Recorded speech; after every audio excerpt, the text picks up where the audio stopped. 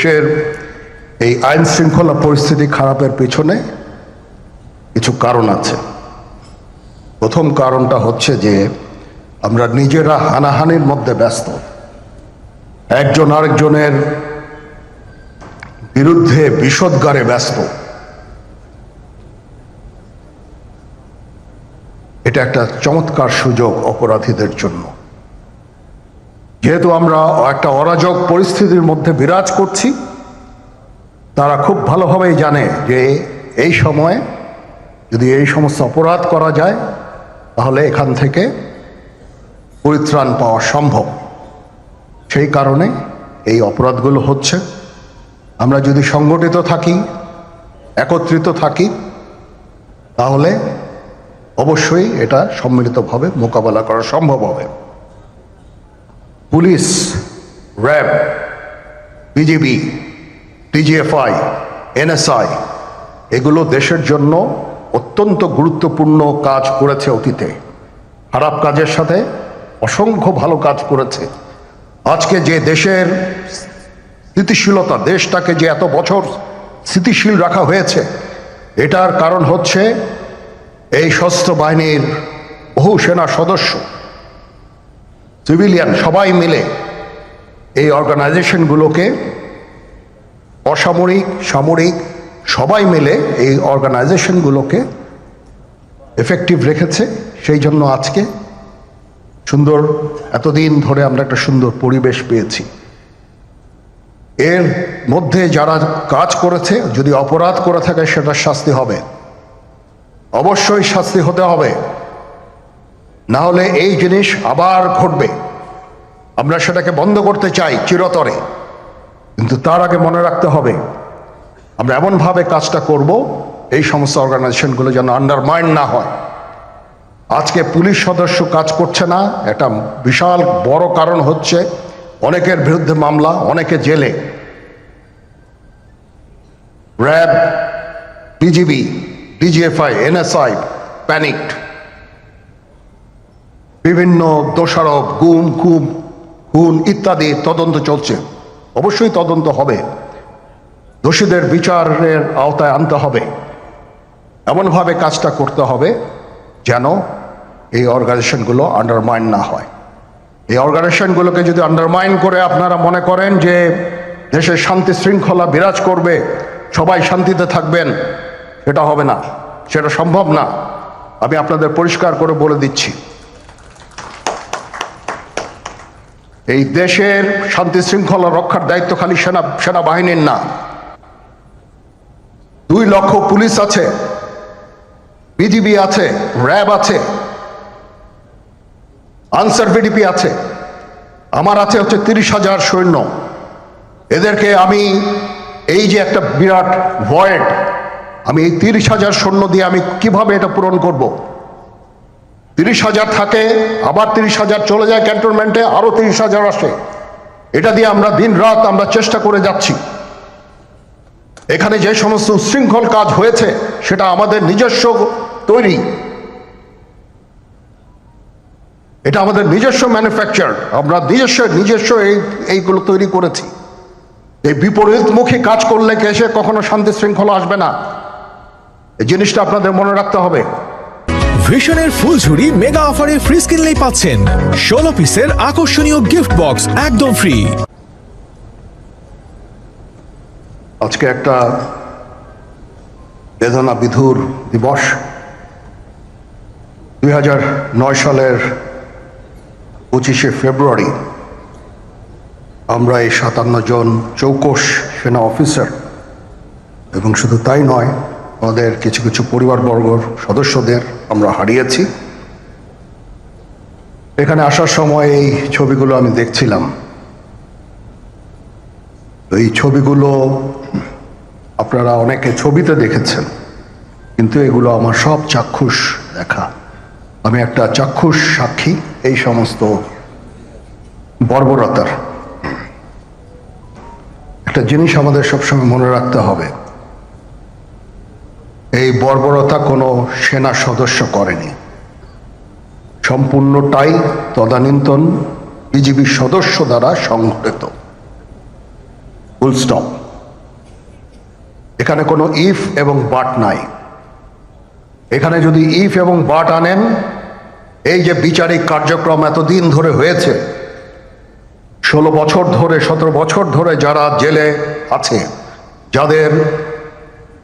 যারা কনভিক্টেড, সেই বিচারিক প্রক্রিয়া ব্যাহত হবে।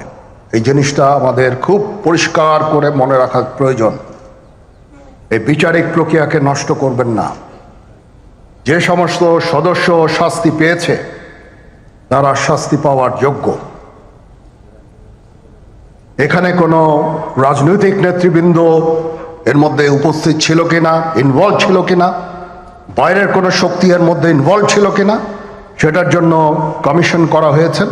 কমিশনের চেয়ারম্যান এখানে আছেন, উনি এটা বের করবেন এবং আপনাদের জানাবেন। বটম লাইন হচ্ছে যে এই সমস্ত আমাদের এই চৌকস সেনা সদস্য যারা প্রাণ হারিয়েছেন, তারা প্রাণ হারিয়েছেন তদানীন্তন বিডিআর সদস্যদের গুলিতে। আমরা নিজেরা এই সমস্ত জিনিস নিয়ে অনেক ভিন্ন মত পোষণ করছি। কেউ কেউ এই জিনিসটাকে ভিন্ন খাতে প্রবাহিত করার চেষ্টা করছি। সেটা আমাদের জন্য মঙ্গলজনক হবে না। আজকে যদি আমার যে উপদেশ আমি কিছু দিয়ে যাব, সেটা যদি আপনারা গ্রহণ করেন, আপনারা লাভবান হবেন, আমি এটা আপনাদের নিশ্চিত করছি। আমরা নিজেরা ভেদাভেদ সৃষ্টি না করি, আমরা নিজেরা ইউনাইটেড থাকি। আমাদের মধ্যে যদি কোনো সমস্যা থেকে থাকে, কোনো ব্যত্যয় থেকে থাকে,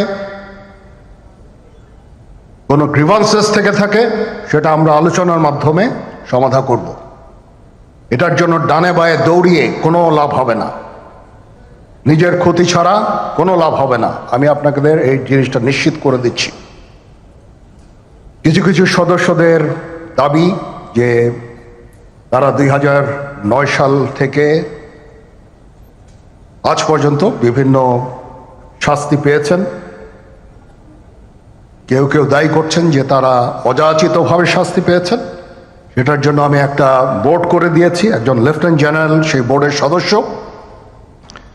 প্রথম ফেজে 51 জন সদস্যর ব্যাপারে আমার কাছে রিকমেন্ডেশন নিয়ে এসেছে। তার রিকমেন্ডেশনের অধিকাংশই আমি গ্রহণ করেছি এবং আরও বেশি আমি দিয়েছি। নেভি এয়ারফোর্সও তাদের এই কার্যক্রম চালিয়ে যাচ্ছে। আমার স্ট্যান্ড পয়েন্ট হচ্ছে, যদি কেউ অপরাধ করে থাকে সেটার জন্য কোনো ছাড় হবে না, বিন্দু মাত্র ছাড় নাই।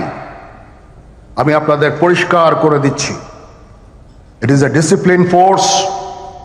ডিসিপ্লিন ফোর্সকে ডিসিপ্লিন থাকতে দেন। আজকে এই যে দেশের ক্রান্তি লগ্নে সমস্ত বাহিনী, সমস্ত অর্গানাইজেশন বিপর্যস্ত হয়ে পড়েছে। খালি সেনাবাহিনী টিকে আছে, বিমান বাহিনী টিকে আছে, নৌবাহিনী টিকে আছে। কেন? Because of discipline. তারপরেও আমি আমার অফিসারকে আদেশ দিয়েছি, যদি সামান্যতম কোনো সন্দেহের অবকাশ থাকে, কোনো কার বিরুদ্ধে যেই অ্যাকশন না হয়েছে, অপরাধী কিনা যদি সামান্য কোনো সন্দেহের অবকাশ থাকে, সেটা তাদের ফেভারে যাবে। এটা হচ্ছে আমার ঢালাও নির্দেশ। সেই হিসাবে বিভিন্ন প্রস্তাব আমার কাছে এসেছে। কোনো কোনো প্রস্তাবে আমি আরও আমার নিজে থেকে যোগ করে আরও বেশি আমি দিয়েছি। এভাবে পর্যায়ক্রমে অফিসাররা অ্যাপিয়ার করবে, আসবে এবং তাদের এই জিনিসগুলো আমরা দেখব। দেখে যদি মনে হয় যে তাদেরকে করার অবকাশ আছে কিছু, অবশ্যই আমরা করব। এটা ন্যায় নীতিতে আমরা প্রতিষ্ঠিত থাকব ইনশাআল্লাহ। আপনারা কিছু মনে করবেন না, আজকে আমি একটু পরিষ্কার করে আমি কথা বলতে চাই। আপনাদের সবার হয়তো ভালো নাও লাগতে পারে, কিন্তু বিশ্বাস করেন, আমার এটা যদি আপনারা গ্রহণ করেন, আপনারা লাভবান হবেন, কোনো ক্ষতি হবে না দেশের। আমার অন্য কোনো আকাঙ্ক্ষা নাই। আমার একটাই আকাঙ্ক্ষা, দেশ এবং জাতিটাকে একটা সুন্দর জায়গায় রেখে ছুটি করা। I had enough. Was last 7-8 months I had enough.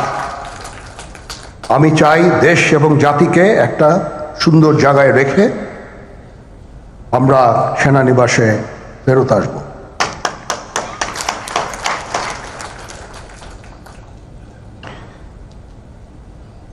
আরেকটা জরুরি বিষয় যেটা আমি ভাবলাম যে আপনাদের সাথে আমি শেয়ার করি। দেশের এই আইন শৃঙ্খলা পরিস্থিতি খারাপের পেছনে কিছু কারণ আছে। প্রথম কারণটা হচ্ছে যে আমরা নিজেরা হানাহানির মধ্যে ব্যস্ত, একজন আরেকজনের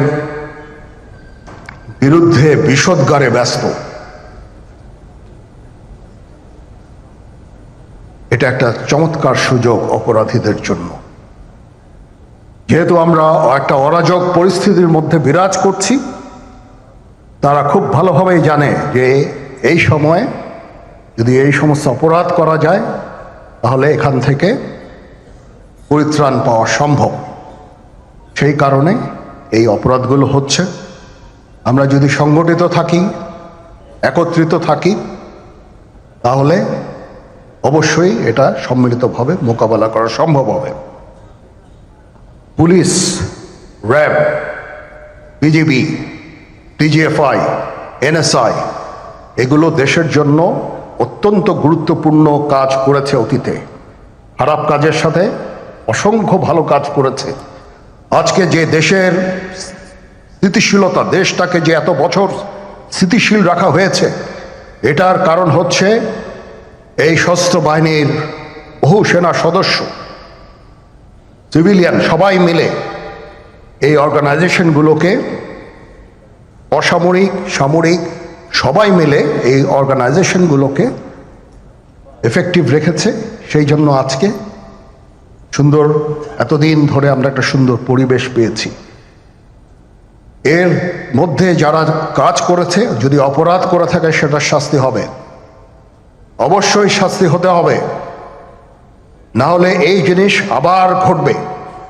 আমরা সেটাকে বন্ধ করতে চাই চিরতরে, কিন্তু তার আগে মনে রাখতে হবে আমরা এমনভাবে কাজটা করব এই সমস্ত অর্গানাইজেশনগুলো যেন আন্ডারমাইন না হয়। আজকে পুলিশ সদস্য কাজ করছে না, এটা বিশাল বড় কারণ হচ্ছে অনেকের বিরুদ্ধে মামলা, অনেকে জেলে। RAB, BGB, DGFI, NSI panicked. বিভিন্ন দোষারোপ, গুম, খুন ইত্যাদি তদন্ত চলছে।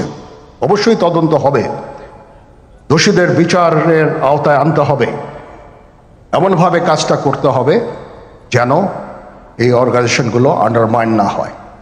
এই অর্গানাইজেশনগুলোকে যদি আন্ডারমাইন করে আপনারা মনে করেন যে দেশের শান্তি শৃঙ্খলা বিরাজ করবে, সবাই শান্তিতে থাকবেন, সেটা হবে না, সেটা সম্ভব না। আমি আপনাদের পরিষ্কার করে বলে দিচ্ছি, এই দেশের শান্তি শৃঙ্খলা রক্ষার দায়িত্ব খালি সেনাবাহিনীর না। 2 লক্ষ পুলিশ আছে, বিজিবি আছে, র্যাব আছে, আনসার বিডিপি আছে, আমার আছে হচ্ছে 30,000 সৈন্য। এদেরকে আমি এই যে একটা বিরাট ভয়েড, আমি এই 30,000 সৈন্য দিয়ে আমি কিভাবে এটা পূরণ করব? 30,000 থাকে, আবার 30,000 চলে যায় ক্যান্টনমেন্টে, আরো 30,000 আসে। এটা দিয়ে আমরা দিন রাত আমরা চেষ্টা করে যাচ্ছি। এখানে যে সমস্ত উচ্ছৃঙ্খল কাজ হয়েছে সেটা আমাদের নিজস্ব তৈরি, এটা আমাদের নিজস্ব ম্যানুফ্যাকচার, আমরা নিজস্ব এইগুলো তৈরি করেছি। এই বিপরীতমুখী কাজ করলে এসে কখনো শান্তি শৃঙ্খলা আসবে না। এই জিনিসটা আপনাদের মনে রাখতে হবে।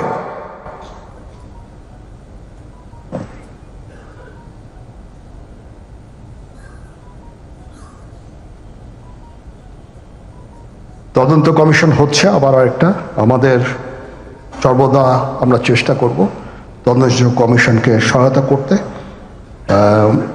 যে ধরনের সাহায্য সহযোগিতার প্রয়োজন হয় আমরা করব।